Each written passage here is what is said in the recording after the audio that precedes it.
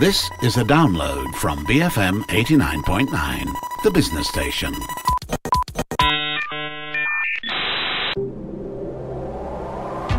The Property Show on BFM 89.9, the business station. Hi there, good morning and welcome to The Property Show, just like what we have every Friday morning. I'm David Chiu with Azura Rahman. Now Azura, on today's Property Show, we're going to be touching on the topic of home improvement and in particular, your outdoor space. Now, it's great that you use the phrase outdoor space or outdoor area, David, as garden may be a bit of an overreach for some of us, for most of us even. Actually, a patch of grass would be more likely, isn't it, nowadays? Well, for those who don't live in landed property, you don't even have that, perhaps. Exactly. You know? So we're focusing on creating an edible landscape for your home. And don't worry if you just got a small balcony, even as containers would also serve very well in this scenario. Hang on. Are you talking about herbs and vegetables? Yes, we are. But you just have to listen into my chat with Azlan also known as Mr. Azlan the Landlord, on the benefits of creating an edible landscape for your home. Okay. And what exactly do you mean by an edible landscape? Is it just a kitchen garden to the rest of us? Yeah, kitchen garden, anything that you plant that's edible, that's an edible landscape. Right. Traditionally in kampungs, people had edible landscape. They plant their own pandan, their own serai, kado, papaya, chilies, you know. So it's something that's not new to Malaysia. We've been doing all this while. In fact, many of the kampung gardens are also organic gardens because they're too poor or don't know of chemical fertilizers. And we don't use pesticides traditionally. Right. Okay, so things changed in the 60s or 70s and people get influenced by a more industrial type of agriculture. And in the US now, there is a reaction against industrial agriculture. So just drawing back to our own legacy here in Malaysia, there's always been that a tradition of being self-sustainable in that sense of, you know, like you say, in the kampungs, people used to plant your own food, your own crops. Mostly been self-sufficient with food. Yeah. And also until maybe, say, the 60s, people didn't have fridges. So your garden was actually your store. You only pluck what you need for today and leave it to ripen or mature on the tree for tomorrow or the next day. So now, in fact, in the US, a lot of hardcore organic gardeners do not keep fridges. They say, you know, keep it on the tree until you need it. So literally from tree to table in that sense. Yes. The thing is, Aslan, that is a tradition that hasn't really gone away in our society. And I say that because I have a mother who plants all manner of, you know, papaya trees and, you know, chili plants and, you know, serai, whatever it is in her garden. And I do think it's something that we haven't really gotten rid of as a tradition in this country. Do you think so? Yes, that's true. And I think we should also make an effort that not just the Malays continue doing it, but the other races as well who may have a less of a tradition adopt this lifestyle. Actually, it's a lifestyle. We have also been influenced, like I said, with pesticides and stuff. Chemical fertilizers, you know, everybody who thinks they know anything about gardening will tell you about NPK and, you know, nitrogen, phosphorus and potassium and whatever chemical fertilizers that they put on their plants. But most of these chemical fertilizers that you put on your plants get washed away by the rain in runoff, and they produce algae blooms in waterways, and it's mostly wasted. Right. So really what we should do is to increase the fertility of the soil by allowing the microorganisms in the soil to digest the organic matter in the soil.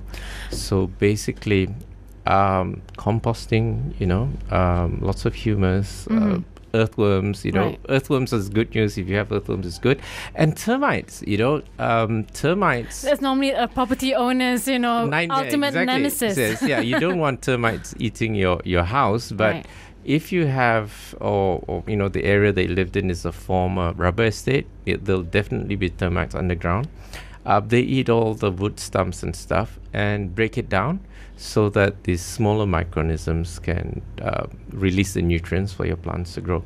So termites and fungi are good news. In fact, fungi are regarded as the teeth of nature. They gnaw at everything and break things down so that it'll be bioaccessible to the plants that you grow. Now, the question is, Azlan, as property owners today in KL, in Klang Valley, you sometimes, end up staying in a condo or an apartment or in a flat, or have very little access to a small patch of land even. So how would you create or have the possibility or access to create a kitchen garden or an edible landscape in that sense? Okay, you can grow things in pots. That's not impossible. You need to find out whether your house is facing the east or west, whether it's dry and hot or moist, So there are plants which prefer slightly moist soil, right, or shade.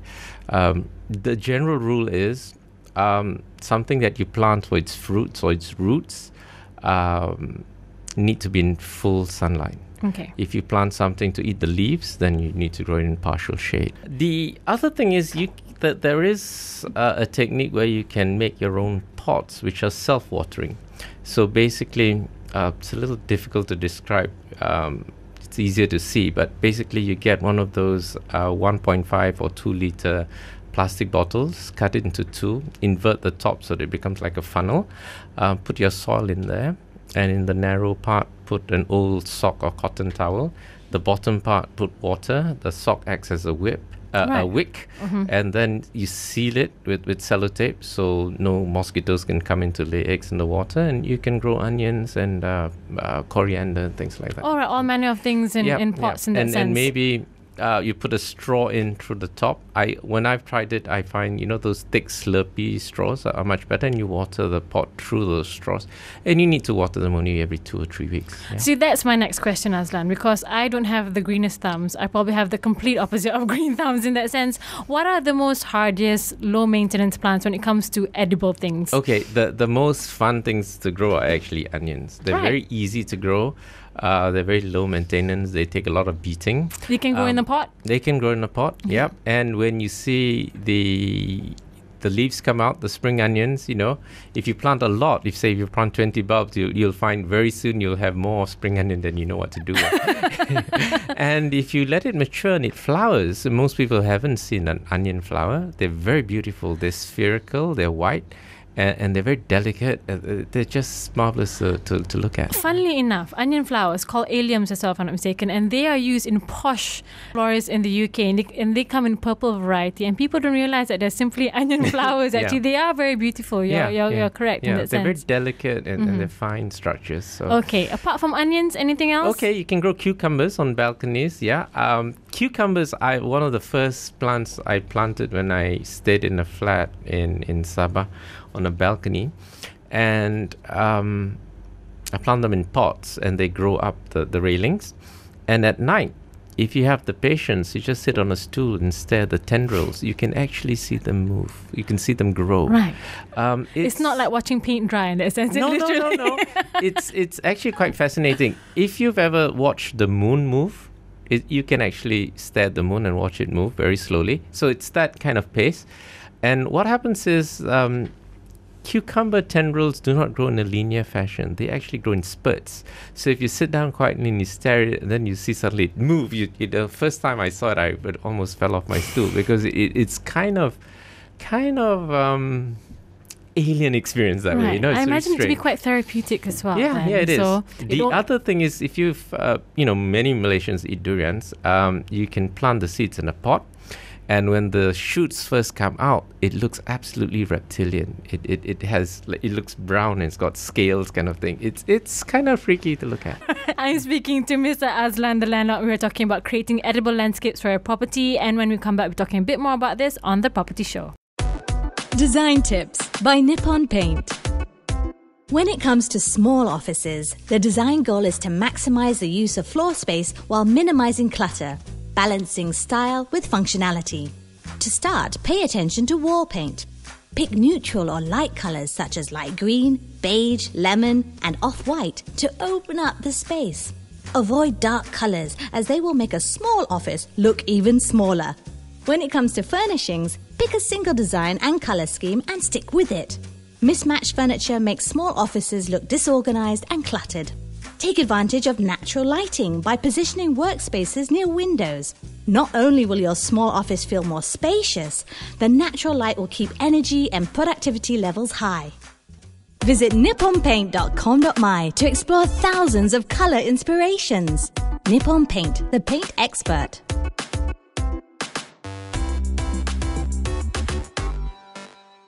It's Azura Rahman on the Property Show, and here with me is Azlan Adnan, also known as Mr. Azlan the Landlord, and we are talking about creating an edible landscape. Now, what are some of the more challenging plants that you should be staying away from? If you're a beginner, don't mess about with tomatoes. All right. Yes.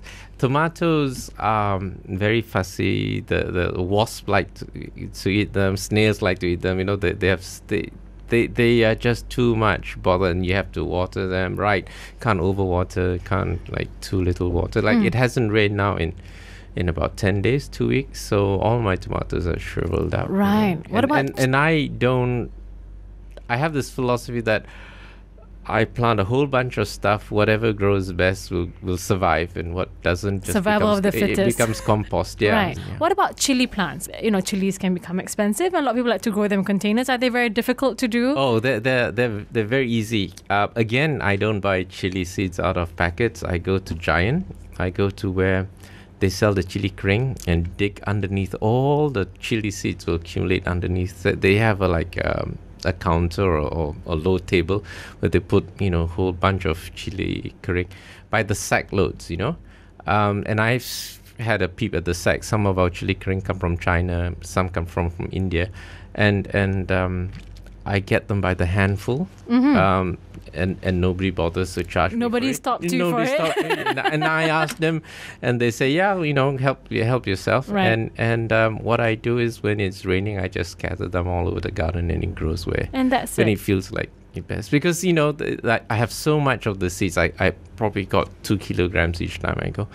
It's just scatter them about and let it grow. Yeah. So you sound quite philosophical when it comes to planting things. You know, just scatter seeds around, and hopefully, if it happens, it happens. And do you think that's the best way to go about doing things? That's the least, how do you say it, aggravation way. Okay.